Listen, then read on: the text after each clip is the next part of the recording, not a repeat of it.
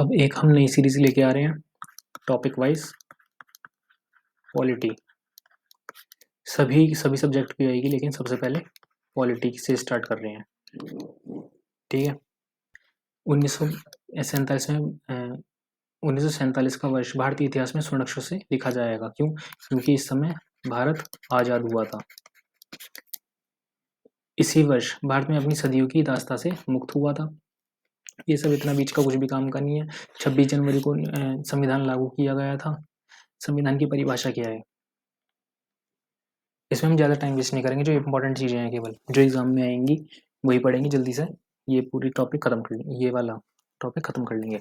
संविधान से तात्पर्य ऐसे दस्तावेज से है जिसकी एक विशिष्ट विधिक पवित्रता होती है, जो राज्य सरकार के अंगों, कार्यपालिका, विधायिका और न्यायपालिका के ढांचे को और उनके प्रमुख कार्यों को विनिर्दिष्ट करता है। उन अंगों के संचालन के लिए मार्गदर्शक सिद्धांतों को विहित करता है। एक तरीके से संविधान क्या करता है? सरकार का संचालन करता है। सरकार का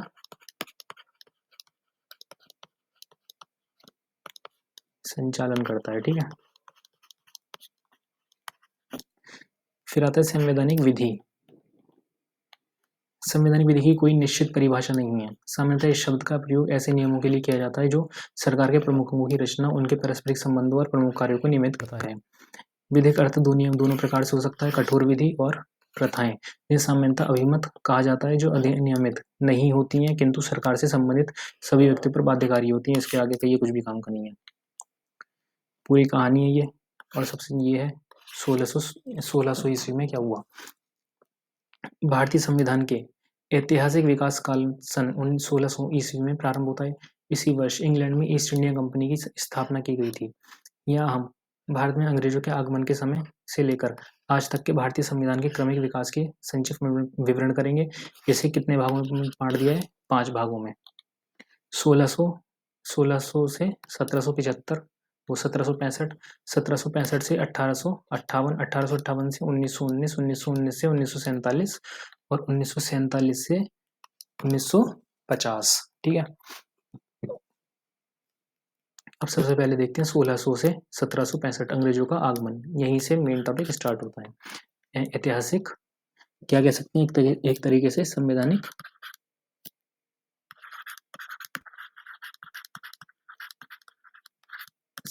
विकास, यानी कि सबसे पहले स्टार्टिंग कहाँ से हुई।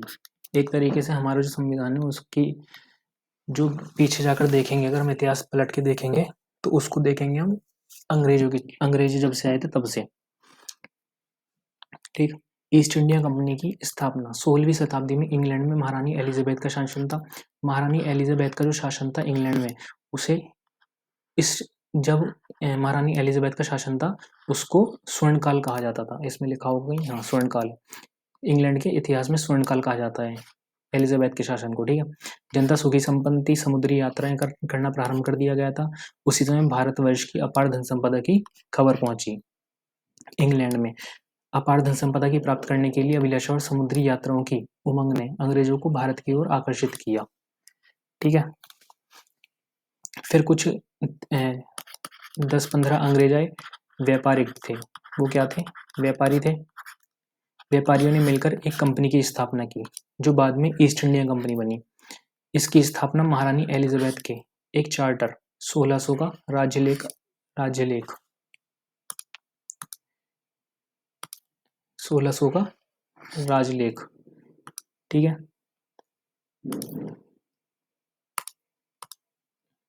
इस राजलेख द्वारा कंपनी को पूर्वी देशों से व्यापार करने का अधिकार प्राप्त किया गया।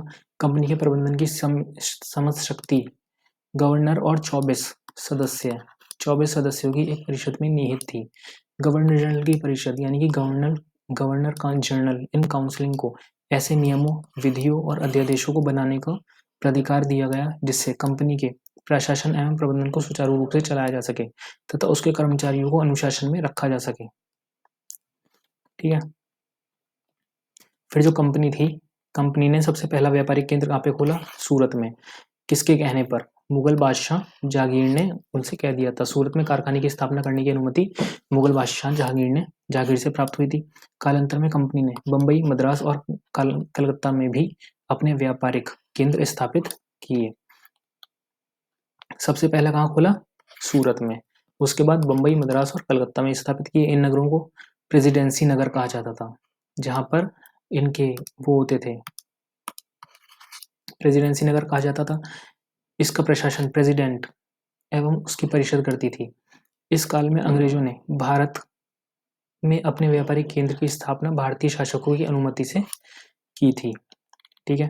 फिर दूसरा सबसे इम्पोर्टेंट टॉपिक 1726 का राजाभिलेख। इस राजाभिलेख द्वारा कलकत्ता, बम्बई और मद्रास प्रेसिडेंसियों के गवर्नर और उनकी परिषदों को विधि बनाने की शक्ति प्रदान की गई। ठीक। अब तक विधि कौन बनाता था? अब तक विधि बनाती थी कंपनी के इंग्लैंड स्थित निदेशक बोर्ड। जो कंपनी के बोर्ड थे, वो जो इंग्लैंड में बैठते थे, वो अभी तक विधि बनाते थे, यानी कि कानून वगैरह बनाते थे। लेकिन अब कौन बनाएगा? कलकत्ता, बम्बई और मद्रास प्रेसिडेंसियों के गवर्नर वो बनाएंगे। वे लोग भारत की परिस्थितियों से बिल्कुल अनभिज्ञ होते थे। जो इंग्लैंड में बैठे रहते थे वो अनभिज्ञ होते थे, इसलिए विधि बनाने का, कायदे कानून बनाने का जो अधिकार था वो इन्हीं को दे दिया गया। 1726 के राजलेख ने भारत स्थित कंपनी की सरकार, गवर्नर जनरल की परिषद का उपनियम, नियम और अध्यादेशों को पारित करने का अधिकार प्राधिकार प्रदान किया। उनके उल्लंघन करने वालों को दंडित करने की शक्ति प्रदान कर दी गई थी। ठीक है। अब परिषद की विधि बनाने की शक्ति दो मुख्य प्रतिबंध थे। यह है कि उसके द्वारा निर्मित विधियां आंग्ल विधियों के विपरीत ना हो। जो इंग्लैंड में कानून बनते थे, जो वहाँ के नियम कायदे थे राजा के, इंग्लैंड के, उसके विपरीत ना हो, उसके अलग ना हो। और दूसरी ये कि वे युक्ति युक्त हों, कुछ कुछ उससे मिलते जाते हों। उपयुक्त विधियां तब तक प्रभावी नहीं होती जब तक वे इंग्लैंड स्थित कंपनी के निदेशकों की सभा द्वारा अनुमोदित नहीं कर दी गई हों। वो विधि बनाने के लिए वहां पे भेजते थे कंपनी के निदेशकों को, मतलब बताते थे कि इस नियम की हमें जरूरत पड़ रही है और ये नियम यहाँ से निदेशकों को भेजा जाता था। उनके बिना अनुमति के कोई भी पास नहीं हो सकता था एक तरीके से। ठीक है। फिर सबसे ज़्यादा काल जो था इस समय 1757 के टाइम में प्लासी की लड़ाई की गई थी। इस समय क्या था? मुगलों का सबसे कमजोर काल चल रहा था। ये भारत में मुगल साम्राज्य का पतन का काल था। ठीक। तो अंग्रेजों ने इसी का फायदा उठा लिया। अंग्रेज प्लासी की लड़ाई में बंगाल के अंतिम शासक नवाज सिराजुद्दौला को हराकर बंगाल प्रांत के वास्तविक शासक बन बैठे। ठीक है। प्लासी की जीत से ही भारत में अंग्रेजी साम्राज्य की नींव पड़ी। 1765 में मुगल बादशाह शाह आलम ने कंपनी को बंगाल, बिहार और उड़ीसा का दीवान बना दिया। ये चीज याद रखना। 1765 में मुगल बादशाह शाह आलम ने, 1757 में नहीं, 1757 प्लासी की लड़ाई हुई थी, लेकिन कंपनी का दीवान कहाँ बनाया था? बंगाल, बिहार, उड़ीसा में। कब? 1765 में। उसके बाद इन इलाकों में मालगुजारी वसूलने, दीवानी न्याय प्रशासन का उत्तरदायित्व कंपनी पर आ गया। ठीक है। अब दूसरा देखते हैं। यहाँ से स्थापना हुई ब्रिटिश साम्राज्य की स्थापना। जब उनको कानून बनाने की छूट मिल गई तो उन्होंने पहला कानून जो बनाया था रेगुलेटिंग एक्ट 1773 का एक्ट। दीवानी अनुदान के फलस्वरूप कंपनी बंगाल, बिहार, उड़ीसा प्रांतों की वास्तविक शासक बन गई। ठीक है। इन प्रदेशों को वास्तविक प्रशासन कंपनी के हाथों में आ जाने से कंपनी के अधिकारीगण स्वच्छंद हो गए, अपनी मर्जी चलाने लग गए। बागडोर कंपनी के सेवकों पर थी, जिसे बहुत कम वेतन मिलता था। उन लोगों ने इस अवसर का पूरा पूरा लाभ उठाया और भारतवासियों का भरपूर शोषण करने लगे, उन्हें लूट खसोट करने लगे। उनका अंग्रेजों का एक ही मकसद होता था कि भारतीयों को लूटना, भारत में लूट खसोट से अधिक धन इंग्लैंड ले जा सके। फिर ये जो स्थिति थी, जो इंग्लैंड ले जाते थे, जो भारत में अंग्रेज काम करते थे, वो अंग्रेज वहां से इंग्लैंड लेके गए जो धन। फिर वहां पे जाके उनको कंपनी के जो निदेशक, डायरेक्टर बोर्ड थे, उनको पता लगने लग गया कि भाई ये तो अमीर हो रहे हैं, तो इतनी जल्दी कैसे अमीर हो रहे हैं एकदम से। तब उन्होंने ध्यान दिया और कुछ कानून बनाए। तो यहाँ पर देखते हैं, उनको ये विश्वास हो गया कि उनका धन और संपत्ति भारतीय जनता के शोषण का परिणाम है। इसके अतिरिक्त कंपनी के बढ़ते हुए वैभव को देखकर उनको कंपनी के राज्य क्षेत्र में व्यवस्था स्थापित करने की आवश्यकता प्रतीत हुई। फलतः कंपनी के मामलों की जांच के लिए ब्रिटिश संसद ने एक गोपनीय समिति यानी कि सीक्रेट कमेटी की नियुक्ति की। वो सीक्रेट कमेटी कहाँ पे आई? वो उन्होंने गोपनीय समिति ने अपनी रिपोर्ट कंपनी के प्रशासन में अनेक त्रुटियां दिखाई।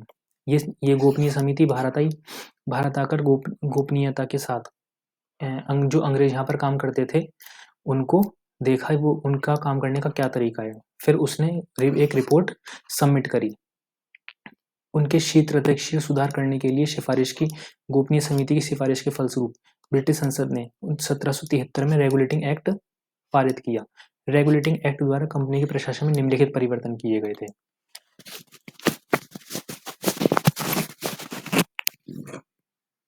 निम्नलिखित परिवर्तन किए गए थे। क्या क्या किए गए थे? भारत में सरकार का स्वरूप कैसा होगा ये भी तय कर दिया गया था। रेगुलेटिंग एक्ट ने भारत में एक सुनिश्चित शासन पद्धति की शुरुआत की। रेगुलेटिंग एक्ट के पारित होने के पूर्व कलकत्ता, मुंबई और मद्रास की प्रेसिडेंसी एक दूसरे से अलग और स्वतंत्र थी। कलकत्ता की अलग थी, यहाँ पे अलग विधि बना सकते थे। बम्बई की अलग थी, यहाँ पे अंग्रेज अलग अपना कानून बना सकते थे। मद्रास के अलग बना सकते थे। उनका प्रशासन गवर्नर और उनकी परिषद द्वारा होता था, जो इंग्लैंड स्थित निदेशक बोर्ड के प्रति उत्तरदायी था। लेकिन अब रेगुलेटिंग एक्ट ने बंगाल प्रेसिडेंसी के प्रशासन के लिए एक गवर्नर जनरल की नियुक्ति की। प्रशासन का कार्य गवर्नर जनरल और उनकी परिषद को दे दिया गया। ठीक है, गवर्नर जनरल की परिषद में 4 सदस्य थे। प्रथम गवर्नर जनरल और उसके 4 सभासदों का नामांकन एक्ट में ही कर दिया गया था। संपूर्ण कलकत्ता प्रेसिडेंसी का प्रशासन तथा सैनिक शक्ति इसी प्रकार में निहित थी। बंगाल, बिहार और उड़ीसा के सिविल इलाकों के प्रशासन का अधिकार भी गवर्नर जनरल व उसकी परिषद को ही दे दिया गया। यानी कि कलकत्ता प्रेसिडेंसी, कलकत्ता एक तरीके से सरकार बना दी अंग्रेजों की सरकार बना दी गई वहां पे एक तरीके से। मद्रास और बम्बई प्रेसिडेंसियों को भी कलकत्ता प्रेसिडेंसी के अधीन कर दिया गया। यानी कि अब इन्होंने कलकत्ता में सरकार बना दी और मद्रास और बम्बई को भी उन्हीं के अंडर कर दिया गया। ठीक है, फिर कलकत्ता की सरकार को बम्बई और मद्रास प्रेसिडेंसी की सरकारों को शांति एवं युद्ध संबंधी मामलों में आदेश देने का प्राधिकार भी प्रदान किया गया। फिर विधायी शक्ति क्या थी? गवर्नर जनरल की परिषद को कंपनी के फोर्ट विलियम सेटलमेंट बस्ती के प्रशासन एवं न्याय व्यवस्था के लिए विधि बनाने की शक्ति प्राप्त हुई। किसको? फोर्ट विलियम सेटलमेंट को। रेगुलेटिंग एक्ट के द्वारा कलकत्ता में एक सुप्रीम कोर्ट की स्थापना भी की गई। ठीक है, हाँ, सुप्रीम कोर्ट की स्थापना की गई थी। कब? 1774 में। ये एक्ट कब का चल रहा है? 1773 का। सुप्रीम कोर्ट को ये वाला क्वेश्चन भी आया था, कौन से सुप्रीम कोर्ट को कौन से एक्ट के अंदर सुप्रीम कोर्ट बनाई गई थी और पहले वो कौन थे, जज कौन थे पहले? Sir Elijah Impey, Elijah Impey. और कौन से सन में स्थापना की गई थी? 1774 में। 1773 मत लगा देना। सुप्रीम कोर्ट को सिविल, आपराधिक, नौसेना, धार्मिक मामलों में आधिकारिकता प्राप्त थी। इसमें एक मुख्य न्यायाधीश तथा 3 अपर न्यायाधीश होते थे। इन न्यायाधीशों को वकालत के कार्य का 5 वर्ष का अनुभव होना अनिवार्य था। कितने वर्ष का? 5 वर्ष का। ठीक, सुप्रीम कोर्ट के निर्णय के विरुद्ध अपील प्रिवी काउंसिलिंग में की जा सकती थी। अगर सुप्रीम कोर्ट के निर्णय से आप खुश नहीं है तो प्रिवी काउंसिलिंग में अपील कर सकते थे। ठीक है, और इसी एक्ट में बंगाल के गवर्नर जनरल भी नियुक्त किया गया था। बंगाल का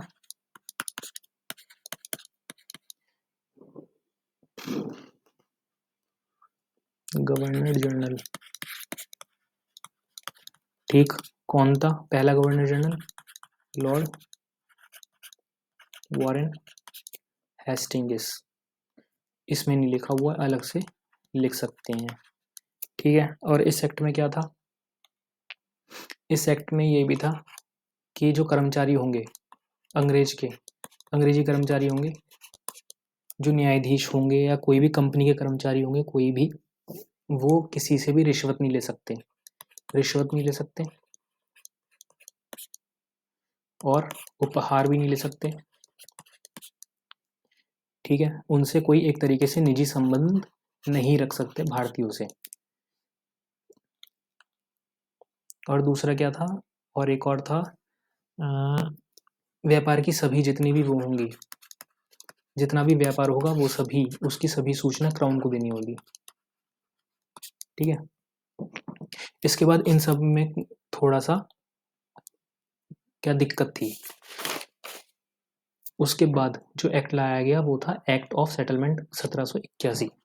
उसके 73 के सुधार के लिए 1781 का act of settlement regulating act की त्रुटियों को दूर करने के लिए पारित किया गया था।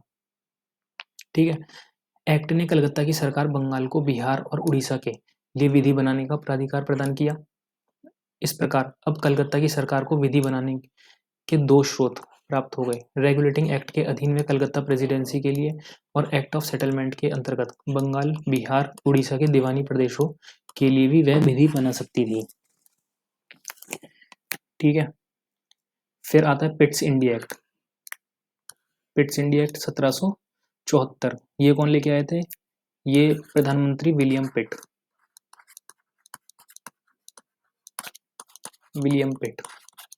इस एक्ट को लाने की भी एक वो थी, इंटरेस्टिंग सी कहानी थी। एक्ट ऑफ सेटलमेंट 1781 के पास होने के बावजूद कंपनी के प्रबंध में उचित सुधार न हो सका, अतः ब्रिटिश संसद ने कंपनी के ऊपर अपने नियंत्रण को बढ़ाने के उद्देश्य से 1784 में पिट्स इंडिया एक्ट पारित किया। इस एक्ट ने कंपनी के व्यापारिक और राजनीतिक कार्यकलापों को एक दूसरे से पृथक कर दिया। एक्ट ने कंपनी के व्यापारिक कार्यों का प्रबंधन कंपनी के निदेशकों के हाथ में ही रहने दिया, किंतु इसके ऊपर राजनीतिक नियंत्रण एवं निरीक्षण के लिए एक बोर्ड ऑफ कंट्रोल की स्थापना की। बोर्ड ऑफ कंट्रोल के सदस्यों की नियुक्ति इंग्लैंड का सम्राट करता था। पूर्व के देशों में ब्रिटिश उपनिवेशों के प्रशासन के ऊपर नियंत्रण तथा निरीक्षण का भार बोर्ड ऑफ कंट्रोल पर था। इस एक्ट के जरिए क्या कर दिया गया? बोर्ड ऑफ कंट्रोल की नियुक्ति कर दी गई, एक निदेशक मंडल जो कंपनी पर कंट्रोल कर सकेगा। ठीक है, इस प्रकार भारतीय उपनिवेश के दो शासक हो गए, एक कंपनी के निदेशक बोर्ड, कंपनी के निदेशक बोर्ड, कंपनी के निदेशक बोर्ड, और दूसरा बोर्ड ऑफ कंट्रोल के माध्यम से सम्राट, एक सम्राट खुद और दूसरा निदेशक बोर्ड। इसके परिणाम कंपनी के निदेशकों की शक्ति में कंपनी के निदेशकों की शक्ति घट गई। कंपनी के ऊपर ब्रिटिश संसद का नियंत्रण बढ़ गया, किंतु अभी भी निदेशकों को पर्याप्त अधिकार प्राप्त थे। ब्रिटिश सरकार कंपनी के ऊपर अपने नियंत्रण से संतुष्ट नहीं थी, अतः ब्रिटिश संसद समय समय पर कंपनी के प्रशासन पर अपना नियंत्रण बनाने के उद्देश्य से अनेक अधिनियम पारित करती थी, जिनमें से एक था 1793 में लाया गया था,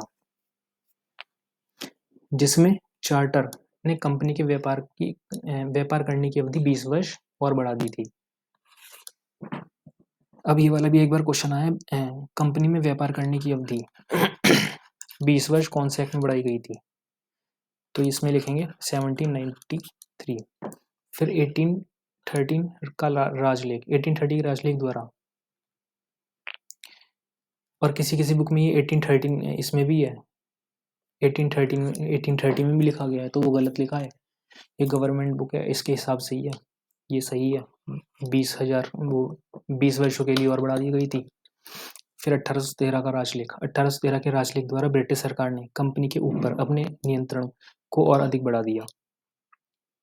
ठीक, इस राजलेख के द्वारा कंपनी का भारत में व्यापारिक एकाधिकार समाप्त कर दिया गया और सभी ब्रिटिश निवासियों को भारत से व्यापार करने की छूट दे दी गई थी। अब तक केवल कंपनी कर सकते थे, अभी तक अब सभी ब्रिटिश निवासी जो चाहे वो व्यापार कर सकता है।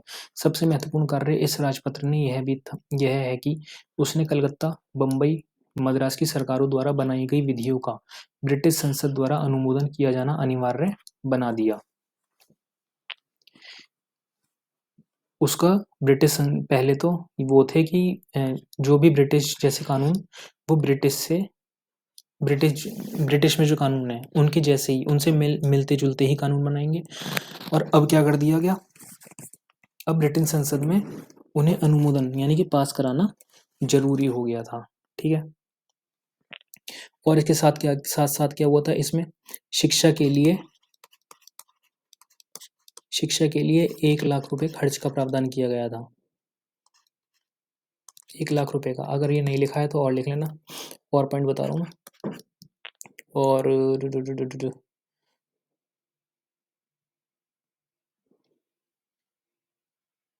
हाँ, और एक था ईसाई धर्म। ईसाई मशीनरियों को भारत, जो ईसाई धर्म होगा, ईसाई मशीन को भारत में धर्म प्रचार करने की अनुमति दे दी थी। ईसाइयों को अपने धर्म का प्रचार करने की अनुमति दे दी थी।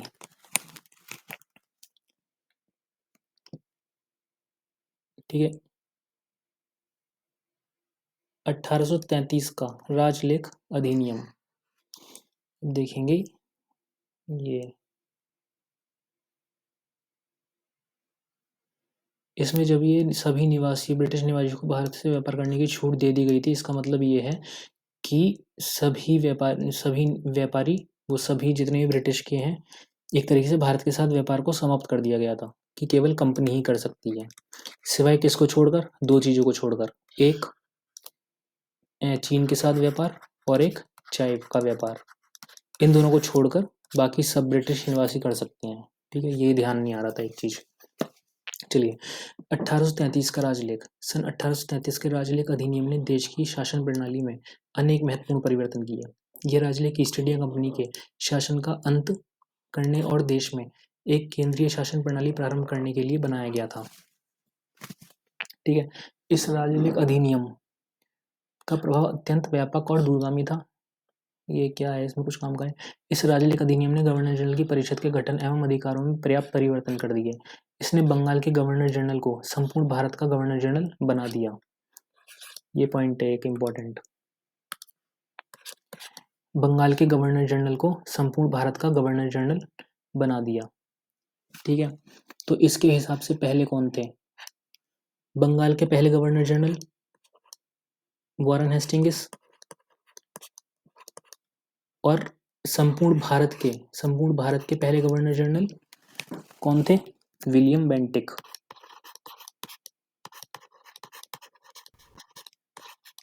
William Bentinck. ठीक है, इस प्रकार देश के शासन का केंद्रीकरण कर दिया गया। गवर्नर जनरल की परिषद में एक और सदस्य बढ़ा दिया गया, जिसे विधि सदस्य कहा जाता था। विधि सदस्य विधिक मामलों में परामर्श देने का कार्य करता था। गवर्नर जनरल को कंपनी के क्षेत्र में स्थित सभी व्यक्तियों, न्यायालयों, स्थानों तथा वस्तुओं के विषय में विधि बनाने की शक्ति प्रदान की गई। मद्रास तथा बंबई की परिषदों की विधि बनाने की शक्ति को समाप्त कर दिया गया। अब उनको समाप्ति कर दिया गया। अब जो भी विधि बनाएगा वो गवर्नर जनरल ही बनाएगा। ठीक है, सरकार की विधि बनाने की शक्ति पर भी एक महत्वपूर्ण प्रतिबंध लगा दिया गया। इस राजलेख ने ब्रिटिश संसद के भारतीय सरकार पर नियंत्रण रखने के अधिकार को सुरक्षित रखा। गवर्नर जनरल की परिषद द्वारा निर्मित विधियों को संसद अस्वीकृत कर सकती थी, भारत के लिए स्वयं विधि बना सकती थी। इस प्रकार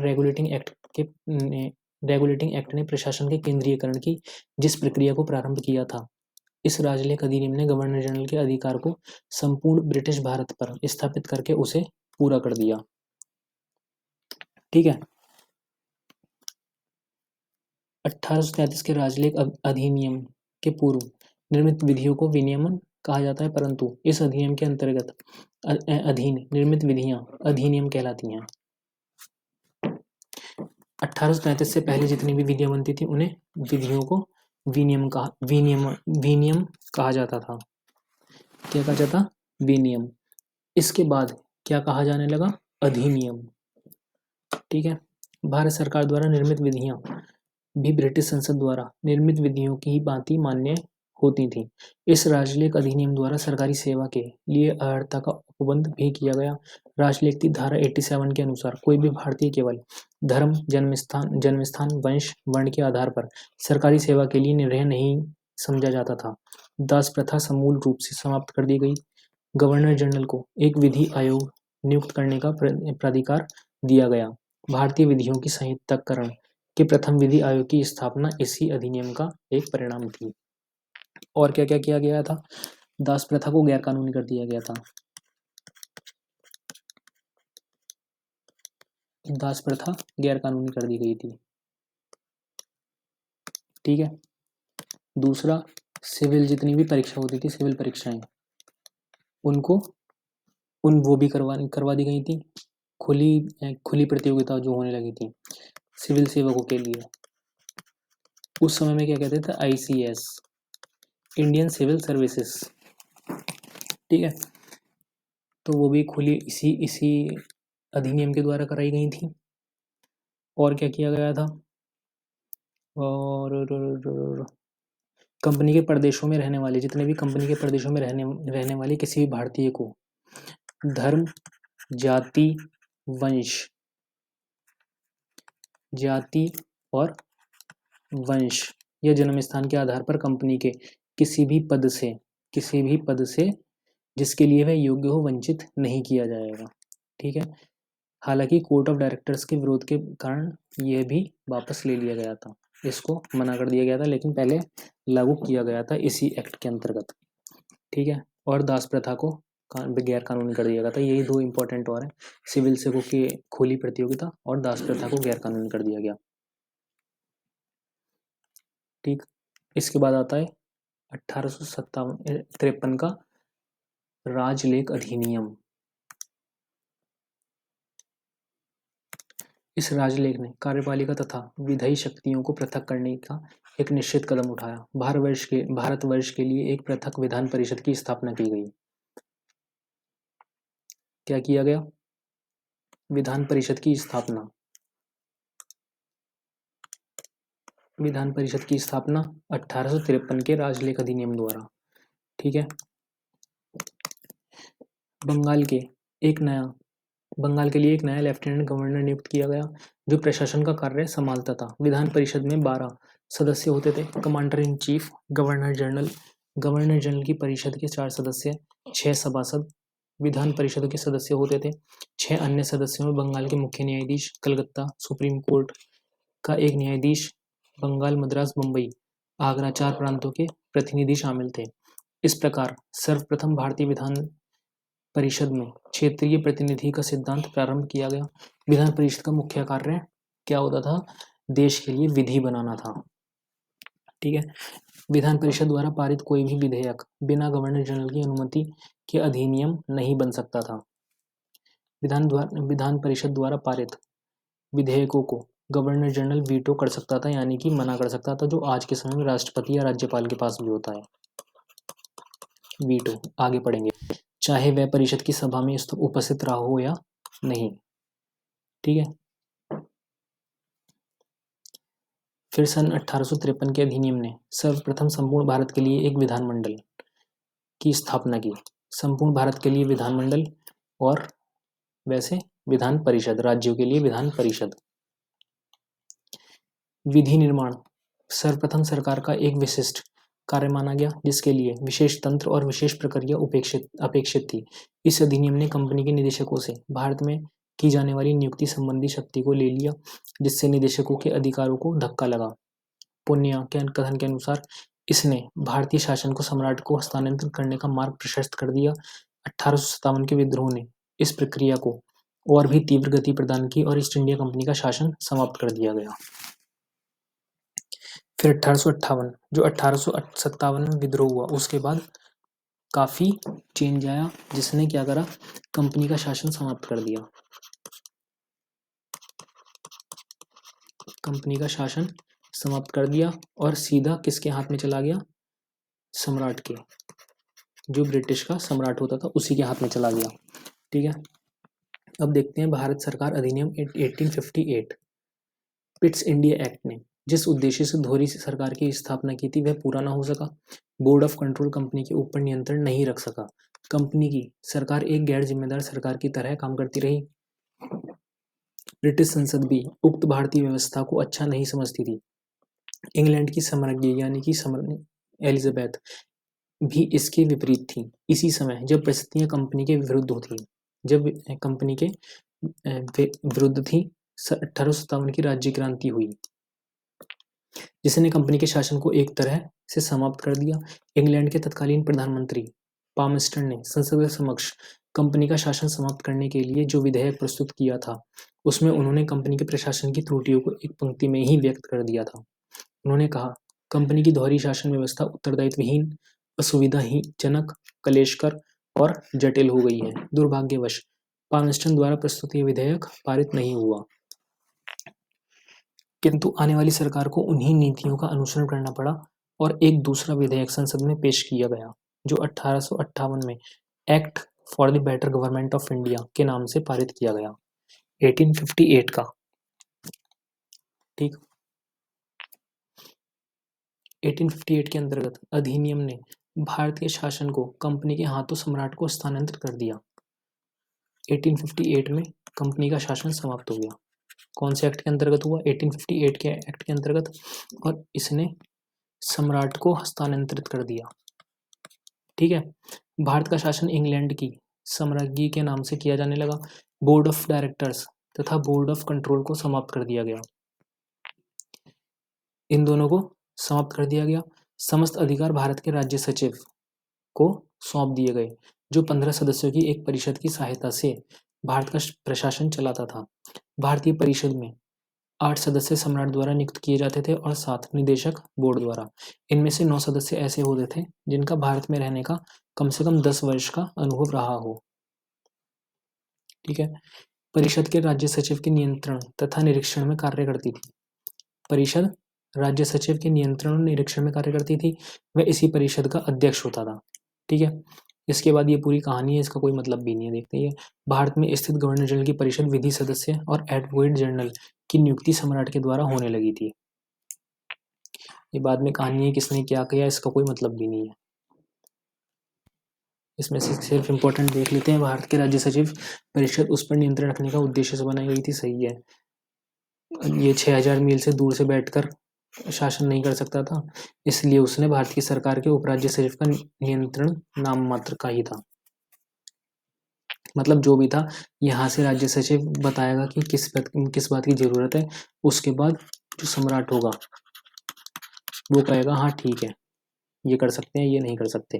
1857 की राज्य क्रांति का मुख्य कारण यह था कि शासित तथा शासक के बीच किसी प्रकार का संबंध नहीं था, जो इसी गलतफहमी का एक परिणाम भी था, जन विद्रोह जो किया गया था। क्योंकि ये जो शासक थे वो लूट खसोट में लगे रहते थे, इनकी सुनते नहीं थे। क्या समस्याएं आ रही हैं, जैसे किसानों की सबसे बड़ी समस्याएं थी, उनसे लगान तो लेना है, भले फसल हुई हो चाहे ना हुई हो। और ये बात सम्राट को भी नहीं पता थी, ब्रिटिश के सम्राट को, जो उस पर एक्शन ले पाते। तो फिर ये बीच की जो दूरियां थी, ये बीच की दूरियां, इसी वजह से ये विद्रोह भी हुआ। फिर विधि निर्माण की प्रणाली भी त्रुटिपूर्ण थी। भारतीयों को विधानसभा में कोई प्रतिनिधित्व प्राप्त नहीं था। भारतीयों को इतना पूछते नहीं थे, विधानसभा में कोई प्रतिनिधि नहीं था। गवर्नर जनरल की परिषद ही अन्य प्रांतों के लिए भी विधि बनाती थी। विधानसभा को न तो प्रांतों की क्षेत्रीय परिस्थितियों का पूरा ज्ञान था और न इसके लिए विधि बनाने का समय मिल पाता था। कोई नियंत्रण नहीं रह गया था इस पर। प्रांतीय विधानमंडल द्वारा पारित कोई भी विधेयक गवर्नर जनरल की अनुमति के बिना अधिनियम नहीं बन सकता था। ठीक है, प्रांतों के गवर्नर जनरल की परिषद द्वारा उनके प्रत्येक क्षेत्र में अबाध रूप से हस्तक्षेप करना खलता था और इस प्रकार जनता और प्रांतीय सरकारों में असंतोष बढ़ गया। इन सब त्रुटियों को दूर करने के लिए 1861 का भारतीय परिषद अधिनियम पारित किया गया। और अब तक जो हमने इससे 1858 से पहले जितने भी एक्ट देखे हैं, 1858 से पहले जितने भी एक्ट देखे हैं, वो सब जितने भी थे वो थे कंपनी के उस पर, जब तक कंपनी का शासन था। अब 1858 के बाद जितने भी एक्ट आएंगे वो ब्रिटिश ताज का शासन है। ये ब्रिटिश ताज का शासन है। ठीक है,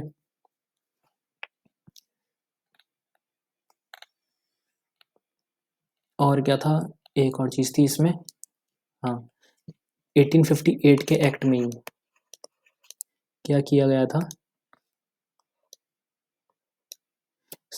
लगभग सब कुछ कंपनी का समाप्त कर दिया गया था।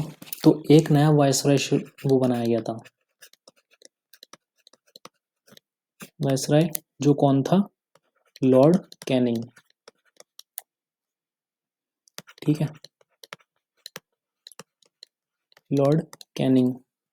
और क्या था,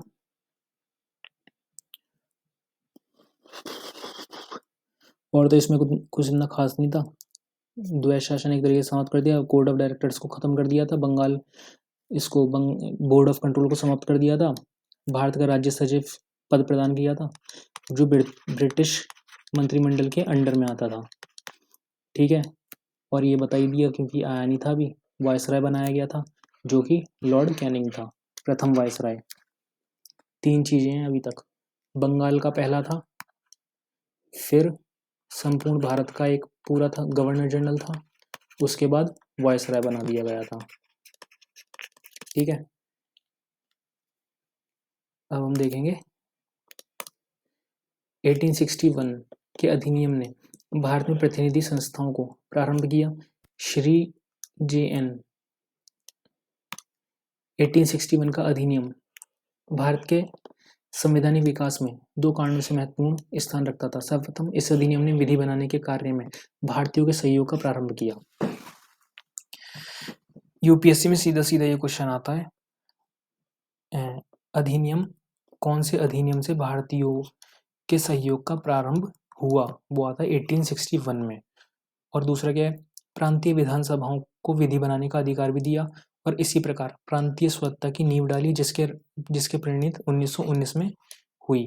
गवर्नर जनरल को विधानसभा भारतीयों को नाम निर्दिष्ट यानी कि नॉमिनेट करने की शक्ति भी प्रदान की गई। इस अधिनियम ने गवर्नर जनरल की परिषद की सदस्य संख्या को बढ़ा दिया। 5वां सदस्य विधि विशेषज्ञ होता था। इनमें से 3 सदस्य प्रशासनिक सेवा के होते थे, जिनको भारत में रहने का 10 वर्ष का अनुभव होना आवश्यक था। शेष 2 सदस्यों में से एक को 5 वर्ष का अनुभव प्राप्त बैरिस्टर होना आवश्यक था। राज्य सचिव सर्वोच्च सेनापति को ब्रिटिश सदस्य के रूप में नियुक्त कर सकता था। गवर्नर जनरल की परिषद को विधि बनाने की शक्ति प्राप्त थी। इस प्रयोजन के लिए केंद्रीय विधानमंडल की सदस्य संख्या को बढ़ा भी दिया गया। ऐसे सदस्यों की संख्या कम से कम 6 और अधिक से अधिक 12 तक हो सकती थी। इन्हें अपर सदस्य कहते थे। ऐसे नामांकित सदस्यों में से आधे सदस्य गैर सरकारी सदस्य होते थे। इनका कार्यकाल 2 वर्ष का होता था। ठीक है, विधान परिषद की शक्ति अत्यंत सीमित थी।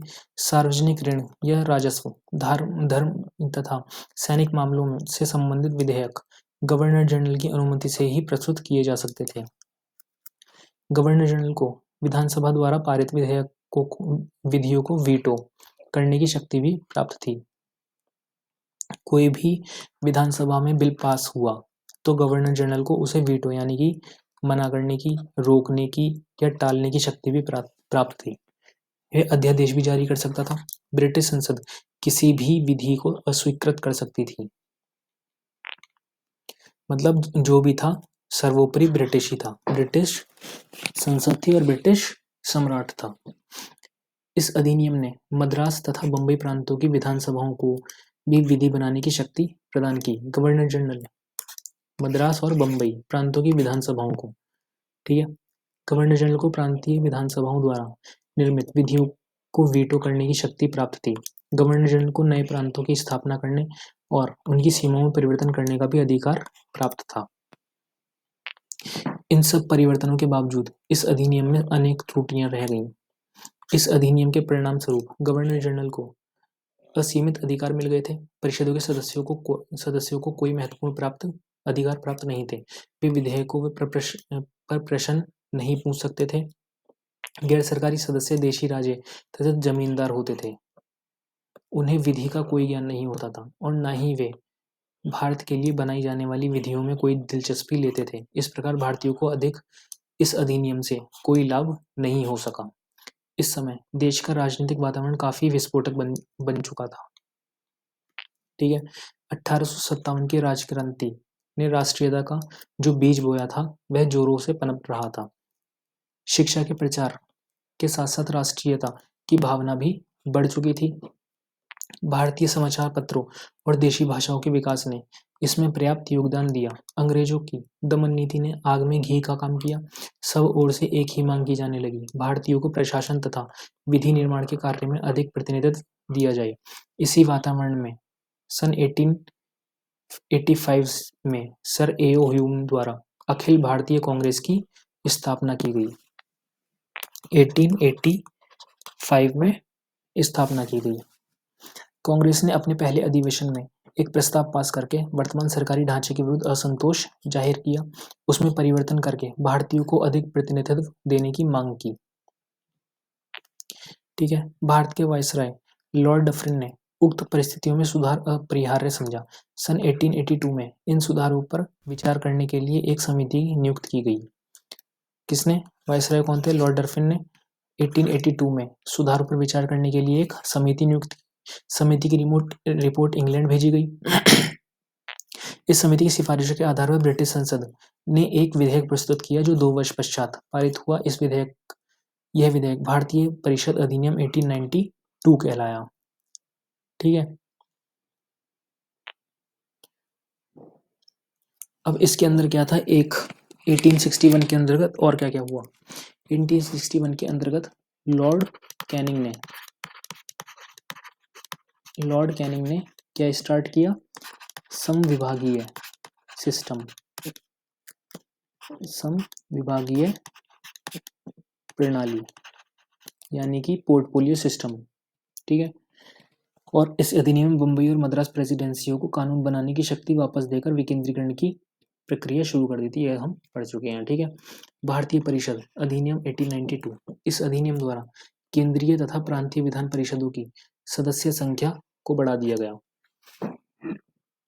विधान परिषदों की संख्या को बढ़ा दिया गया। जो केंद्रीय विधान परिषदें थी उनमें कम से कम 10 और अधिक से अधिक 16 अतिरिक्त सदस्य होते थे। गवर्नर जनरल को उनको नामांकित करने के नियम बनाने का प्राधिकार प्राप्त था।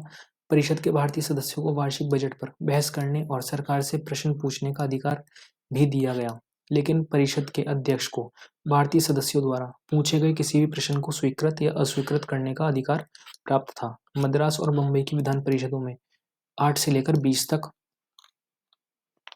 बंगाल में अधिकतम 20, उत्तर पश्चिमी प्रांतों और अवध में 15 सदस्य होते थे। परिषदों के अतिरिक्त सदस्य स्थानीय संस्थाओं, विश्वविद्यालयों, राज्य, जिला बोर्डों, नगरपालिकाओं आदि द्वारा निर्वाचित किए जाते थे। उसके पश्चात उन्हें परिषदों में नियुक्त किया जा सकता था। ठीक है, ये सच है कि इस अधिनियम ने भारत में प्रतिनिधि सरकार की नींव डाली, फिर भी इसमें अनेक त्रुटियां थीं। निर्वाचन की पद्धति अन्यायपूर्ण थी। निर्वाचित व्यक्ति वास्तव में जनता का प्रतिनिधित्व नहीं करते थे। जनता के कुछ वर्गों का अत्यधिक प्रतिनिधित्व प्राप्त था, जबकि कुछ वर्गों को बिल्कुल ही नहीं। बम्बई विधान परिषद में यूरोपियन व्यापारियों को 6 स्थान प्राप्त थे, किंतु भारतीय व्यापारियों को एक भी नहीं। दूसरा यह कि विधान परिषद की विधायी शक्ति अत्यंत सीमित थी और सदस्यों को अनुपूरक प्रश्न पूछने का अधिकार नहीं था। तीसरा यह कि गैर सरकारी सदस्यों की संख्या बहुत कम थी।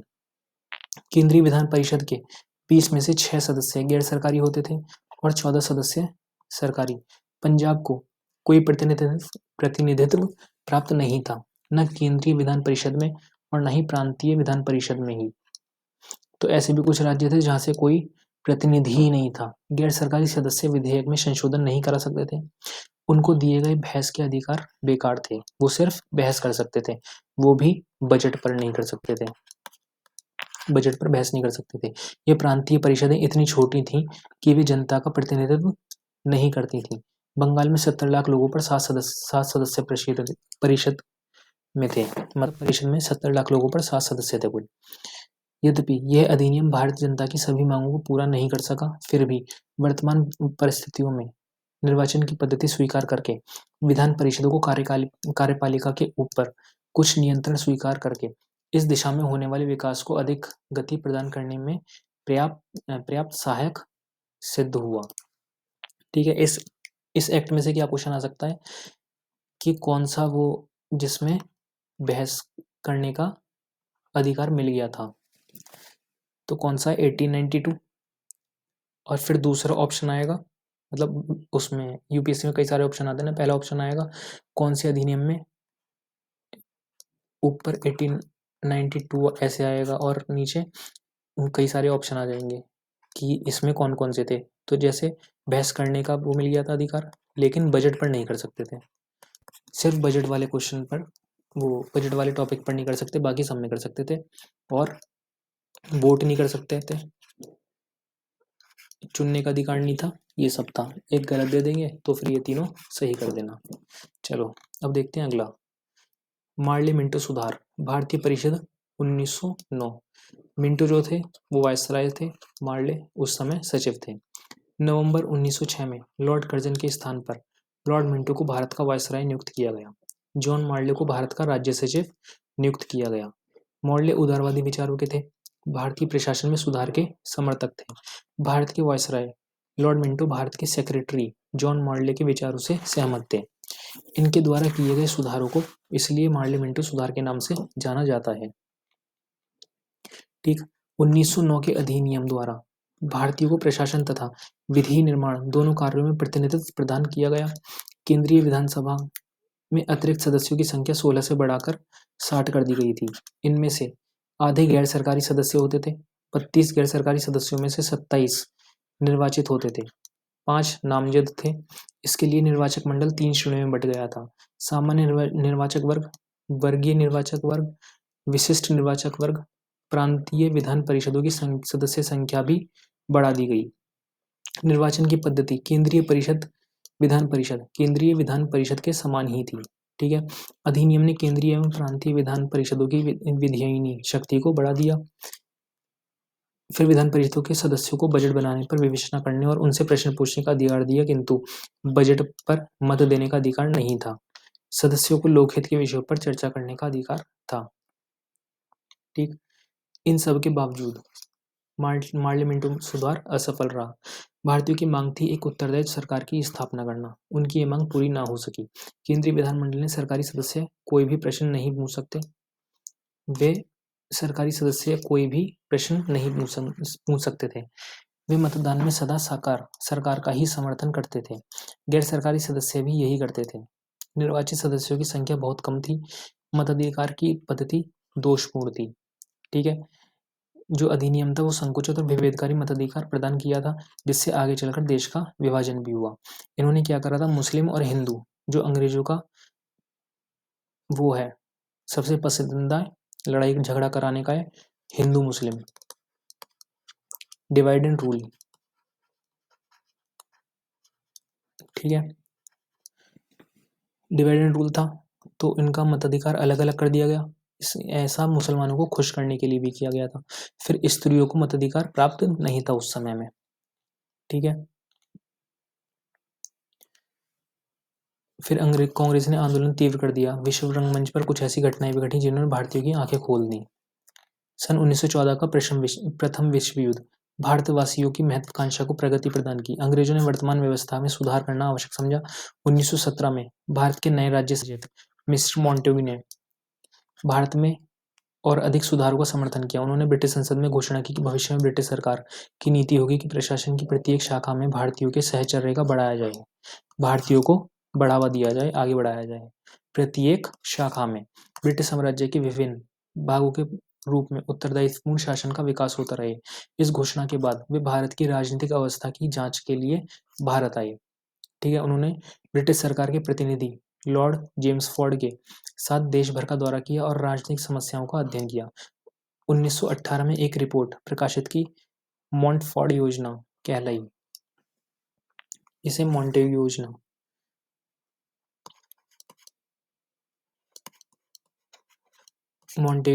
योजना कहलाई। इस रिपोर्ट में उन्होंने भारत में किए जाने वाले भावी सुधारों की एक रूपरेखा प्रस्तुत की।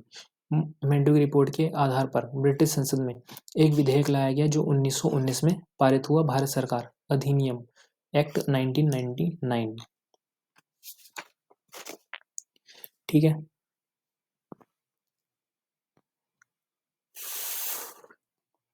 और दूसरा क्या था, जो लॉर्ड मिंटो थे उनको क्या कहा जाता है, सांप्रदायिक का वो जनक, क्योंकि उन्होंने क्या करा था, निर्वाचन अलग अलग तरीके से कर दिए थे। देखो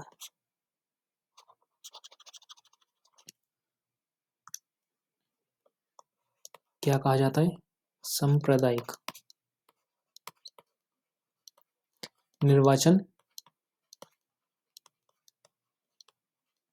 निर्वाचन का जनक भी कहा जाता है। ठीक है।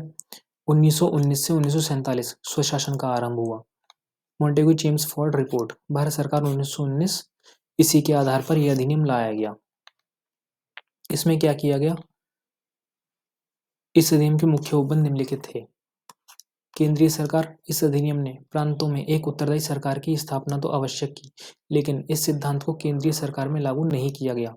केंद्रीय सरकार यथावत ब्रिटिश संसद के प्रति उत्तरदायी बनी रही। गवर्नर जनरल की परिषद की सदस्यता की अधिकतम सीमा का प्रतिबंध हटा दिया गया। भारतीय सदस्यों की संख्या बढ़ाकर 3 कर दी गई। इनका कार्यकाल 5 वर्ष का होता था। समस्त कार्यपालिका शक्ति गवर्नर जनरल में निहित थी। फिर कार्यकारिणी परिषद भारत राज्य सचिव के प्रति उत्तरदायी थी, ना कि केंद्रीय विधान परिषद के प्रति। ठीक है। केंद्रीय विधानमंडल, इसमें विधानसभा में 134 सदस्य होते थे। केंद्रीय विधानमंडल में 2 सदन थे, पहला विधानसभा और दूसरा राज्य परिषद। इनमें 104 निर्वाचन द्वारा चुने जाते थे और शेष नामांकित किए जाते थे। विधानसभा की कालावधि 3 वर्ष थी, किंतु गवर्नर जनरल उसे इस अवधि के पहले भी भंग कर सकता था। राज्य परिषद की अधिकतम सदस्य संख्या 60 थी। इनमें से 34 निर्वाचित, 26 नामांकित होते थे। मताधिकार का अधिकार अत्यंत सीमित और संकुचित था। मताधिकार का अर्थ सीमित संपत्ति के आधार पर निर्वाचित की जाती थी। स्त्रियों को ना तो मताधिकार प्राप्त था, न ही वे परिषदों की सदस्यता बन सकती थी। केंद्रीय विधानमंडल के दोनों सदनों का समान अधिकार प्राप्त थे। वे संघ सूची में वर्णित सभी विषयों पर विधि बना सकते थे। कुछ प्रांतीय विषयों पर भी गवर्नर जनरल की अनुमति से केंद्रीय विधानमंडल को विधि बनाने की शक्ति प्राप्त थी। केंद्रीय विधियों की विधि मान्यता को न्यायालय में चुनौती नहीं दी जा सकती थी। केंद्र और प्रांतों में किसी विषय को लेकर यदि कोई मतभेद उत्पन्न हो जाता था तो गवर्नर जनरल ही इसका निर्णय करता था। उस विषय पर केंद्र को विधि बनाने की शक्ति है या प्रांतों को केंद्रीय विधानमंडल की विधायी शक्ति गवर्नर जनरल के अधीन थी। कुछ मामलों में संबंधित विधेयक बिना उसकी अनुमति के विधानमंडल में लाए जा सकते थे। विधानमंडल द्वारा पारित विधियों को सम्राट के समक्ष पुनः विचार प्रस्तुत कर सकता था। वो अपनी वीटो शक्ति का प्रयोग भी कर सकता था। ये कुछ भी नहीं है, बकवास है। बस ये था, विधि बनाने की शक्ति प्राप्त थी और वो कर सकता था वीटो कर सकता था। इसी प्रकार भारतीय सरकार का एकात्मक सरकार बनी रही और केंद्रीय विधानमंडल तथा गवर्नर जनरल ने देश की समस्त शक्ति निहित कर दी गई। गवर्नर जनरल में देश की समस्त शक्ति निहित कर दी। Montagu secretary of the state थे और लॉर्ड चेम्सफोर्ड गवर्नर जनरल थे। ठीक है। फिर प्रांतीय सरकार, द्वैशासन की स्थापना कर दी गई। इस अधिनियम ने प्रांत में एक आंशिक उत्तरदायी सरकार की स्थापना की। उत्तरदायी सरकार की स्थापना द्वैशासन की पद्धति लागू करके की गई थी। द्वैशासन को लागू करने का उद्देश्य भारतीयों को अपनी सरकार को स्वयं चलाने का प्रशिक्षण देना था। विधि बनाने की दृष्टि से विषयों को केंद्रीय और प्रांतीय 2 वर्गों में विभाजित कर दिया गया। केंद्रीयों में क्या क्या रखा गया? जो जैसे रक्षा वगैरह के मामले जितने थे उनको केंद्र में रखा गया। जो बड़े मामले थे उनको केंद्रीय उसमें रखा गया, और जो वैसे थे नॉर्मल छोटे मामले जिनसे कोई फर्क नहीं पड़ता था उनको इसमें रखा गया, प्रांतीय में। पहला रक्षित, दूसरा हस्तांतरित, 2 में बांट दिया।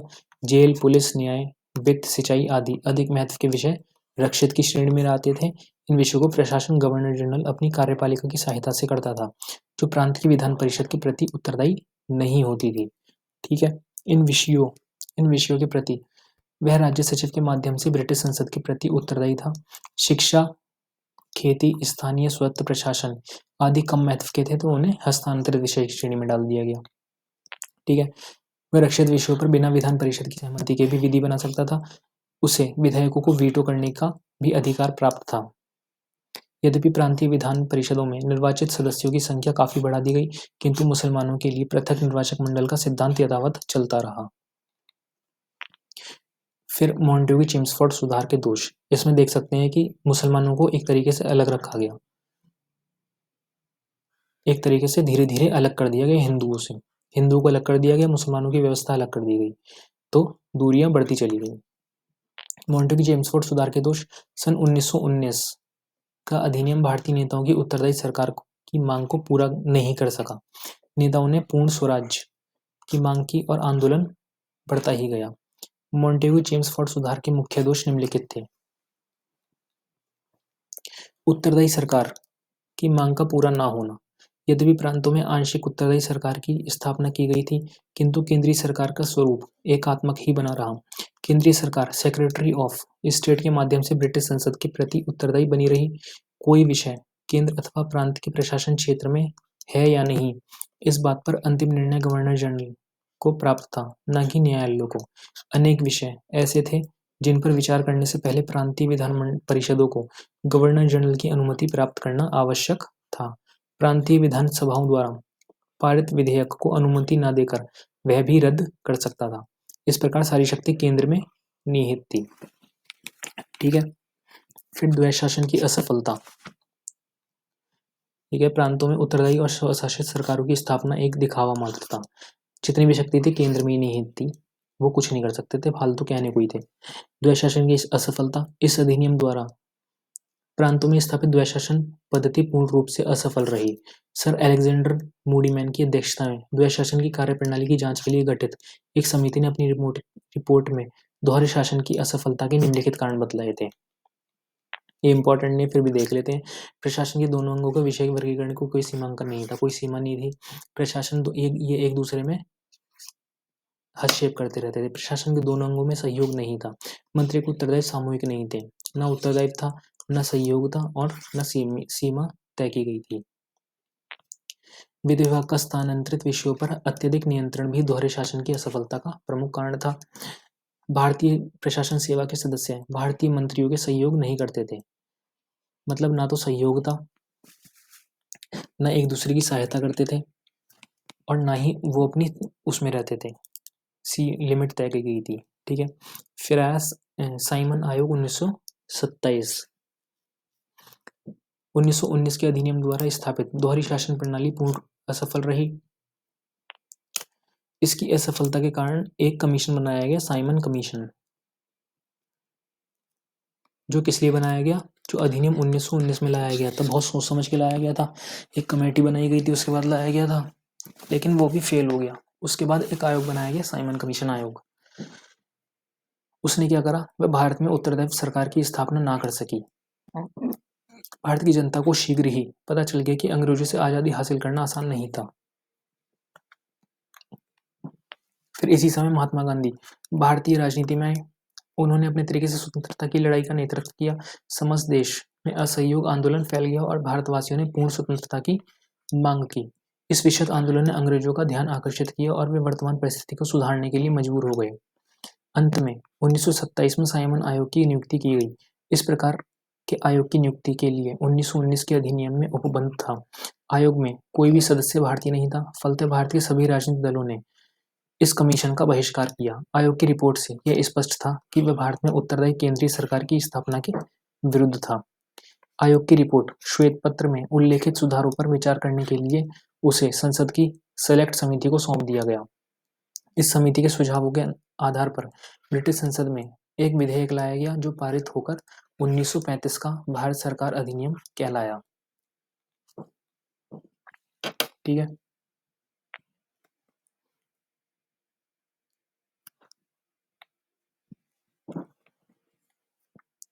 ये क्या है, आयोग की जो नियुक्ति होती थी, आयोग की नियुक्ति 10 वर्ष के बाद की जानी थी। 1919 के 10 वर्ष के बाद की जानी थी, लेकिन इसकी जांच के लिए कहा गया था, उसी में 1919 में अधिनियम बनाया गया कि आयोग की नियुक्ति की जाएगी, जो ये उसको जांचेगी। कब बन होना था ये, 1929 में, लेकिन 2 वर्ष पहले ही इसे बना दिया गया। साइमन कमीशन को 2 वर्ष पहले ही बना दिया गया था। और किसकी अध्यक्ष में बनाया गया था, जॉन साइमन, इसलिए उसका नाम क्या बना, नाम क्या पड़ा, जॉन, वो साइमन कमीशन पड़ा क्योंकि जॉन साइमन की अध्यक्षता में बनाया गया था। ठीक है, और इसमें कितने सदस्य थे, 7 अंग्रेज सदस्य होना ही 7 अंग्रेज सदस्य थे, इसलिए 7 के 7 अंग्रेज थे, इसलिए इसका विरोध हुआ और श्वेत साइमन और नारा लगा Simon commission, Simon go back का नारा भी दिया गया और हड़तालें की गई, हड़ताल वगैरह की गई थी। ठीक है, तो उसके बाद जो अधिनियम आया वो आया भारत सरकार अधिनियम 1935। सन 1935 का भारत सरकार अधिनियम भारत में उत्तरदायित्वपूर्ण शासन की स्थापना के मार्ग में सन 1919 के भारत सरकार अधिनियम के बाद दूसरा महत्वपूर्ण कदम था। यह बहुत लंबा जटिल अधिनियम था। 321 धाराएं और 10 अनुसूचियां थीं। भारत का वर्तमान संवैधानिक ढांचा बहुत कुछ सन 1935 के अधिनियम पर आधारित है। इस अधिनियम द्वारा भारत में संघात्मक सरकार की स्थापना की गई। 1935 के अधिनियम के मुख्य उपबंध निम्नलिखित थे। संघात्मक सरकार की स्थापना 1935 के अधिनियम ने सर्वप्रथम भारत में संघात्मक सरकार की स्थापना की। पिछले सभी अधिनियमों के अंतर्गत स्थापित सरकारों का एक स्वरूप एकात्मक था। इसमें संघ बना दिया गया। यह संघ ब्रिटिश भारतीय प्रांतों तथा कुछ भारतीय रियासतों जो संघ में शामिल होने की सहमत थीं मिलाकर बनाया गया था। इस प्रकार संघ की सदस्यता राज्यों की इच्छा पर निर्भर थी। जब तक राज्यों ने इस संघ में शामिल होने की सहमति न दे दी हो, उक्त संघ की स्थापना संभव नहीं थी। अधिनियम के अंतर्गत संघ में शामिल होते समय रियासतों के शासकों को एक प्रवेश प्रलेख पर हस्ताक्षर करना पड़ता था, जिसके द्वारा केंद्रीय सरकार को समर्पित प्राधिकार की सीमा का उल्लेख किया गया था। अन्य विषयों के बारे में इन इकाइयों को पूर्ण स्वतंत्रता थी, किंतु प्रांतों में शासकों ने संघ में शामिल होने की कभी सहमति नहीं दी। इस प्रकार 1935 के अधिनियम द्वारा परिकल्पित अखिल भारतीय संघ की स्थापना हो चुकी नहीं हुई। ठीक है। केंद्र में द्वैध शासन की स्थापना 1935 के अधिनियम द्वारा प्रांतों के दोहरे शासन को समाप्त करके उसे केंद्र में लागू किया गया। केंद्रीय सरकार की कार्यकारिणी शक्ति गवर्नर जनरल में निहित थी। संघ के अंतर्गत प्रशासन के दो विषयों में विभक्त थे, पहला रक्षित और दूसरा हस्तांतरित। जो पहले था उसे ही अब केंद्र में लागू कर दिया गया था। ठीक है। रक्षित विषयों के अंतर्गत प्रतिरक्षा, विदेशी मामले, धार्मिक विषय, जनजाति क्षेत्र आदि सम्मिलित थे। इन विषयों का प्रशासन गवर्नर जनरल अपनी परिषद की सलाह से करता था। वही सब था जो प्रांत उसमें होता था, राज्य में होता था, वही फिर बाद में केंद्र में होने लग गया था। वो भी परिषद की सहायता से करता था, ये भी परिषद की सहायता से करता है। अपनी परिषद की सलाह मानने के लिए बाध्य नहीं था, वो उसे मना भी कर सकता था। हस्तांतरित विषयों का प्रशासन गवर्नर जनरल अपनी परिषद मंत्रिपरिषद की सलाह से करता था, जो विधानसभा के प्रति उत्तरदायी थी। ठीक है। इस क्षेत्र में भी जहां उसके विशिष्ट उत्तरदायित्व का प्रश्न उठता था, वह मंत्रिपरिषद की सलाह के विरुद्ध भी कार्य कर सकता था। इस प्रकार विशिष्ट दायित्व के अंतर्गत अपनी शक्तियों का प्रयोग वह जनता के प्रतिनिधियों की सलाह के विरुद्ध मनमानी कर सकता था। विशिष्ट दायित्व के अंतर्गत किए गए कार्यों के लिए वह सेक्रेटरी ऑफ स्टेट के माध्यम से ब्रिटिश सरकार के उत्तरदायित्व था, न कि विधान परिषद के प्रति। ठीक है। फिर प्रांतों में स्वायत्त शासन की स्थापना हो गई। सन 1935 के अधिनियम की सबसे अधिक महत्वपूर्ण विशेषता थी प्रांतों में स्वायत्त शासन की स्थापना। 1919 के अधिनियम द्वारा वह एक निश्चित प्रगति थी। विधि बनाने की दृष्टि से विषयों को दो भागों में विभाजित किया गया था, प्रांतीय और केंद्रीय। प्रांतीय विषयों पर विधि बनाने का अत्यंतिक अधिकार प्रांतों को दे दिया गया था। इन विषयों पर से केंद्र का नियंत्रण समाप्त कर दिया गया। यद्यपि राज्यों के संघ में सम्मिलित न होने से अखिल भारतीय संघ की स्थापना न हो सकी, किंतु जहां तक विधि बनाने की शक्ति का प्रश्न था, इस अधिनियम के अंतर्गत केंद्रीय सरकार एक प्रकार से संघात्मक सरकार की तरह कार्य करती थी। प्रांतीय कार्यपालिका शक्ति गवर्नर में निहित थी। ठीक है। वह इसका प्रयोग ब्रिटिश सरकार की ओर से करता था, न कि गवर्नर जनरल के अधीन होकर। गवर्नर सभी कार्य अपनी मंत्रिपरिषद की सलाह से करता था, जिसके लिए वह विधानसभा के प्रति उत्तरदायी था। ठीक है। प्रांतीय स्वतंत्रता प्रदान करने के बावजूद अधिनियम ने कुछ क्षेत्रों में प्रांतों के ऊपर अपना नियंत्रण यथावत बनाए रखा। कुछ मामलों में गवर्नर जनरल को अपने विवेक अनुसार कार्य करने की शक्ति भी प्राप्त थी। ऐसे मामलों में वह मंत्रिपरिषद की सलाह के बिना भी कार्य कर सकता था। ऐसे समय यह गवर्नर के जनरल नियंत्रण और निर्देश के अनुसार कार्य करता था और उसके माध्यम से सेक्रेटरी ऑफ स्टेट के प्रति उत्तरदायित्व भी था। केंद्रीय विधानमंडल दो सदन थे, पहला विधानसभा, दूसरा राज्य परिषद। विधानसभा की सदस्य संख्या 375 थी, जिनमें 250 सदस्य ब्रिटिश भारतीय प्रांतों के, 125 सदस्य भारतीय रियासतों के, 250 अंग्रेज थे और 125 भारतीय थे। विधानसभा की अधिकतम कालावधि 5 वर्ष थी। इस अवधि के पहले भी गवर्नर जनरल विधानसभा का विघटित कर सकता था। फिर राज्य परिषद 260 सदस्य होते थे और 104 ब्रिटिश प्रतिनिधि थे, जिनमें से 6 गवर्नर नामांकित किए जाते थे और शेष सीधे चुनावों द्वारा आते थे। 104 प्रतिनिधि भारतीय रियासतों के होते थे, जो रियासतों के शासकों द्वारा नामांकित किए जाते थे। इस कारण ये केवल अपने अपने शासकों के हितों का ही ध्यान रखते थे। राज्य परिषद एक स्थायी संस्था थी, जिसके एक तिहाई सदस्य प्रति दूसरे वर्ष की समाप्ति भी निवृत्ति, यानी कि एक तिहाई को हर दूसरे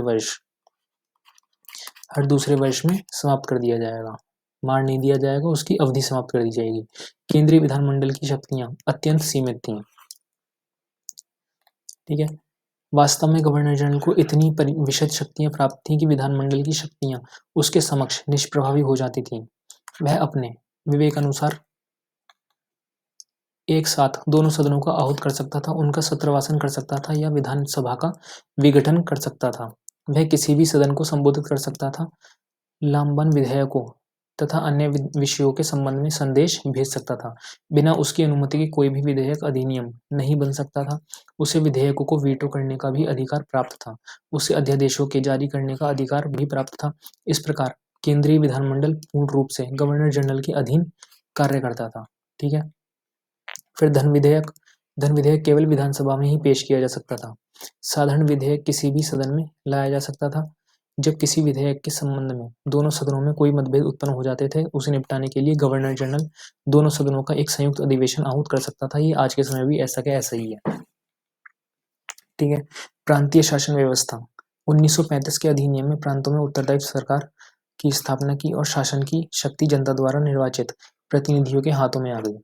प्रांतों की कार्यपालिका गवर्नर मंत्रिपरिषद द्वारा गठित थी। गवर्नर मंत्रिमंडल का प्रमुख होता था। गवर्नरों को तीन प्रकार एक विवेकीय शक्ति, विशेष उत्तरदायित्व की शक्तियां, मंत्रिमंडल की सलाह से प्रयुक्त शक्तियां। इस प्रकार प्रांतीय गवर्नरों को विशाल विवेकीय शक्तियां प्राप्त थीं, जिनका प्रयोग मंत्रियों की सलाह से लेने के लिए बाध्य नहीं था। ये सब वही कहानी है। फिर इस प्रकार हम देखते हैं कि सन 1935 का अधिनियम प्रांतों को पूर्वकल्पित उत्तरदायित्व पूर्ण शासन की स्थापना ना कर सका। मतलब वो मानता नहीं था, जो भी थे वो कहते थे, वो सलाह देते थे, लेकिन उस सलाह को माना नहीं जाता था, करता वो अपने मन की ही था। इसलिए प्रांतीय विधानमंडल 1935 के अधिनियम द्वारा कुछ प्रांतों में द्विसदनीय विधानमंडल की स्थापना की गई। उच्च सदन विधान परिषद और निम्न सदन विधानसभा कहलाता था। विधानसभा का जीवन काल 5 वर्ष होता था। विधान परिषद का एक स्थायी सभा थी, जिसका एक तिहाई सदस्य प्रति 2 वर्ष की समाप्ति पर निवर्तमान हो जाते थे, यानी कि उनकी अवधि समाप्त कर दी जाती थी प्रत्येक 2 वर्ष में। प्रांतीय विधानसभाओं की रचना भिन्न भिन्न प्रांतों में भिन्न भिन्न थी। ये भी कहानियां हैं, इनका कोई मतलब नहीं है। कुल मिला के यही है कि प्रांतीय विधानमंडल 2 बना दी गई थी 1935 के अनुसार। ठीक है, फिर केंद्र और प्रांतों की शक्तियों का विभाजन हो गया। इसमें क्या हुआ, 1935 के अनुसार संघ सूची, प्रांतीय सूची और समवर्ती सूची। संघ सूची में 59 विषय थे, प्रांतीय सूची में 54, समवर्ती सूची में 36। प्रांतीय संघ सूची वो होती थी जिस पर केंद्र का वो होता था, केंद्र उस पर अधिकार रहता था। प्रांतीय सूची वो होती थी जिस पर प्रांत का अधिकार रहता था। समवर्ती सूची वो होती थी जिस पर दोनों का अधिकार होता था। ठीक है, समवर्ती सूची में ऐसे विषय शामिल थे जो मुख्यतः प्रांतीय हितों के थे, किंतु उनमें एक रूपता की आवश्यकता होने के कारण उन पर प्रांतों के साथ साथ केंद्रीय विधानमंडल को भी विधि बनाने की शक्ति थी, जैसे दंड विधि, दंड संहिता, दीवानी प्रक्रिया संहिता, विवाह विधि, पंच निर्णय आदि। ये सब संघ सूची के विषयों पर केवल केंद्रीय विधानमंडल विधि बना सकती थी। ये सब हमने देख लिया है। ठीक है, फेडरल न्यायालय की स्थापना 1935 में एक फेडरल न्यायालय की स्थापना की गई थी। ठीक है, निपटाने के लिए एक फेडरल न्यायालय की स्थापना की गई थी। ये दिल्ली में स्थित थी। भारत का उच्च न्यायालय था। ये क्या है, भारत का उच्च न्यायालय, आज के समय उच्च न्यायालय वो था फेडरल न्यायालय। फेडरल न्यायालय एक मुख्य न्यायाधीश से और अधिक से अधिक 7 अवर न्यायाधीश होते थे। न्यायाधीशों की नियुक्ति सम्राट द्वारा की जाती थी और 65 वर्ष की आयु तक बने रहते थे। ठीक है, फेडरल की आधिकारिकता। फेडरल न्यायालय मुख्यतः 3 प्रकार की आधिकारिकता प्राप्त थी, प्रारंभिक आधिकारिकता और अपीलीय आधिकारिकता और परामर्शदात्री आधिकारिकता। ठीक है, फेडरल न्यायालय भारत का उच्चतम न्यायालय नहीं था। इसकी सबसे बड़ी त्रुटि यह थी कि इसे न्यायालय के निर्णयों के विरुद्ध प्रमाण पत्र के बिना भी प्रिवी काउंसिलिंग में अपील की जा सकती थी। दूसरे यह है कि न्यायालय केवल संविधान के उपबंधों के निर्वाचन से संबंधित विवादों का निपटारा करता था, जबकि सिविल और आपराधिक मामलों की अपीलें प्रिवी काउंसिलिंग में ही की जाती थी। उनको कौन देखता था? उन्हें काउंसिलिंग ही देखती थी। सभी राजनीतिक दलों ने एक मत से भारत सरकार अधिनियम 1935 की आलोचना की। फलतः अधिनियम द्वारा परिकल्पित अखिल भारतीय संघ की स्थापना न हो सकी और केंद्रीय प्रशासन भारत सरकार अधिनियम 1919 के उपबंधों के अनुसार यथावत चलता रहा। उसका वह अंश जो प्रांतीय प्रशासन में संबंध रखता था, सन 1937 में परिवर्तन में आया। इतने विरोध के बावजूद सभी राजनीतिक दलों ने 1937 में होने वाले निर्वाचन में भाग लेने का निश्चय किया, जिससे वे शासन में भाग लेकर इसका विरोध कर सकें। चुनाव में कांग्रेस पार्टी को कई प्रांतों में बहुमत प्राप्त हुआ। उसने वहां सरकार भी बनाई। सन 1937 में बनाए गए मंत्रिमंडल कांग्रेस दल के आपसी मतभेदों और अन्य राजनीतिक दलों के विरोध के कारण अच्छी तरह कार्य न कर सके। ठीक है। इसी बीच द्वितीय महायुद्ध छिड़ गया और ब्रिटिश सरकार ने भारत को भी इस युद्ध में शामिल करने की घोषणा कर दी। लेकिन उस समय गांधी जी ने कह दिया था कि हम इस युद्ध को तभी करेंगे, इस युद्ध में तभी भाग लेंगे जब तुम हमें आज़ाद करोगे, एक आज़ाद राष्ट्र बनाओगे। यह कार्य सरकार ने बिना भारतीय विधानमंडल की सहमति से किया था। अतएव कांग्रेस मंत्रिमंडल ने युद्ध के प्रश्न पर मंत्रिमंडल से त्यागपत्र दे दिया। कांग्रेस ने कार्यकारिणी समिति में यह घोषणा की, जब तक ब्रिटिश सरकार ये सार्वजनिक घोषणा न कर दे कि युद्ध समाप्त होने पर भारत को स्वतंत्रता प्रदान कर दी जाएगी, तब तक भारत युद्ध में सहयोग प्रदान नहीं कर सकता। फिर एक क्रिप्स मिशन आया। जब ब्रिटिश सरकार को यह पूर्ण विश्वास हो गया कि भारतीयों की मांगों की अधिक दिनों तक अपेक्षा नहीं की जा सकती, फलतः तत्कालीन प्रधानमंत्री चर्चिल ने सर स्टेफर्ड क्रिप्स के नेतृत्व में एक दूतमंडल भारत भेजा, जो क्रिप्स मिशन के नाम से प्रसिद्ध था। क्रिप्स मिशन को भारतीय नेताओं से विचार विमर्श करके भारत के बारे में भावी नीति निर्धारित करने के सुझाव को प्रेषित करने ही थे, साथ ही साथ युद्ध के लिए भारतीयों को सहयोग भी प्राप्त करना था। सर क्रिप्स के प्रस्ताव के आधार पर ब्रिटिश सरकार ने भारत के बारे में निम्नलिखित सुधारों की घोषणा की। युद्ध समाप्त होने के पश्चात एक निर्वाचित संविधान सभा की स्थापना की जाएगी, जो भारत के लिए नया संविधान बनाएगी। संविधान सभा भारतीय राज्यों के प्रतिनिधि भी सम्मिलित किए जाएंगे। ब्रिटिश सरकार इस प्रकार बनाए गए संविधान को निम्न शर्तों पर स्वीकार करेगी। ब्रिटिश भारतीय प्रांतों को यह अधिकार होगा कि वे चाहें तो इस संविधान को स्वीकार करके संघ में शामिल हो जाएं या अपने नए संविधान की रचना कर लें। ब्रिटिश सरकार उनके संघ में शामिल होने के लिए कोई सिफारिश या दबाव नहीं डालेगी। ऐसे प्रांतों द्वारा नए संविधान के निर्माण कर लेने पर ब्रिटिश सरकार उन्हें भारतीय संघ के समान ही स्थिति प्रदान करेगी। संविधान सभा और ब्रिटिश सरकार के बीच एक संधि पत्र पर हस्ताक्षर किए जाएंगे, जिसमें ब्रिटिश के हाथों से भारतीय हाथों में शासन के स्थानांतरण से उत्पन्न समस्याओं के हल की व्यवस्था होगी। संधि पत्र में सरकार द्वारा दिए गए वचनों के अनुसार जातीय तथा भाषा संबंधी अल्पसंख्यक वर्गों की सुरक्षा का भी प्रावधान किया गया था। क्रिप्स मिशन ने संविधान निर्मात्री सभा के आकार को निश्चित कर दिया था। युद्ध समाप्त होने के पश्चात प्रांतीय विधानसभाओं का चुनाव किया जाना था, जो संविधान निर्मात्री सभा के सदस्यों का चुनाव करती थी। संविधान सभा के सदस्यों की संख्या प्रांतीय विधानसभाओं की संख्या का 1/10 भाग से कहीं अधिक नहीं हो सकती थी। प्रत्येक प्रांत को अपनी जनसंख्या के अनुपात में प्रतिनिधि चुनने का अधिकार था। भारतीय रियासतें भी इसी अनुपात में प्रतिनिधि भेज सकती थी। युद्ध के पहले भारतीय नेताओं ने के सहमत न होने पर इस व्यवस्था में परिवर्तन किया जा सकता था। ठीक है। युद्ध काल में भारत की प्रतिरक्षा का उत्तरदायित्व ब्रिटिश सरकार के ऊपर होगा, परंतु सैनिक और नैतिक भौतिक रूप से संगठन तथा सहयोग का उत्तरदायित्व भारत सरकार पर होगा। फिर क्रिप्स मिशन के प्रस्तावों को भारत के सभी राजनीतिक दलों ने अस्वीकृत कर दिया। इसे क्या कर दिया? इसे मना कर दिया। कह दिया भगो यहाँ से। यदि हम क्रिप्स मिशन के प्रस्तावों का विश्लेषण करें तो यह स्पष्ट हो जाता है कि उसका उद्देश्य कांग्रेस मुस्लिम लीग, भारतीय रियासतों के राजाओं और धार्मिक तथा जातीय अल्पसंख्यकों सभी वर्गों को संतुष्ट करने का था। किंतु अपने प्रस्तावों से क्रिप्स मिशन किसी को भी संतुष्ट न कर सका। संविधान सभा के लिए रियासतें प्रतिनिधियों के चुनाव के मामले में कांग्रेस संतुष्ट नहीं थी। फिर भारतीयों की मांग थी कि प्रतिरक्षा विभाग में भारतीयों का भी हाथ हो तथा विभाग मंत्रिमंडल की मंत्रणा से कार्य करें, जिससे सर स्टेफर्ड क्रिप्स सहमत नहीं थे। कांग्रेस के उपयुक्त प्रस्ताव से ब्रिटिश सरकार सहमत नहीं हुई। उपयुक्त मतभेदों के कारण क्रिप्स मिशन पूर्णतया असफल रहा। फिर कांग्रेस ने भारत छोड़ो का नारा दे दिया। सन 1942 का आंदोलन भारतीय स्वतंत्रता की लड़ाई में एक महत्वपूर्ण घटना थी। उसने ये दिखा दिया कि समय आने पर भारतीय जनता अपनी शक्ति पर हिंसा के आधार पर भी ब्रिटिश सरकार को स्वतंत्रता प्रदान करने के लिए विवश कर सकती है। यद्यपि इस आंदोलन से स्वतंत्रता प्राप्ति का अंतिम उद्देश्य पूरा ना हो सका, फिर भी उसने जनता को उत्साही बना ही दिया और गोलियों का वह उनके मन से चला गया। फिर एक दूसरा दूतमंडल भेजा, जो कैबिनेट मिशन के नाम से प्रसिद्ध था। 1946 इस दूतमंडल ने ब्रिटिश मंत्रिमंडल के 3 सदस्य lord Pethick Lawrence, sir Stafford Cripps और mister AB Alexander cabinet mission के नाम के लिए निम्न योजना प्रस्तुत की।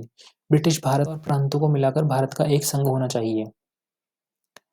कुछ राष्ट्रीय हितों के विषय को छोड़कर अन्य सभी विषय प्रांतों के अधिकार क्षेत्र में रहने चाहिए। भारत पर ब्रिटिश सरकार की प्रभुता को समाप्त कर देना चाहिए।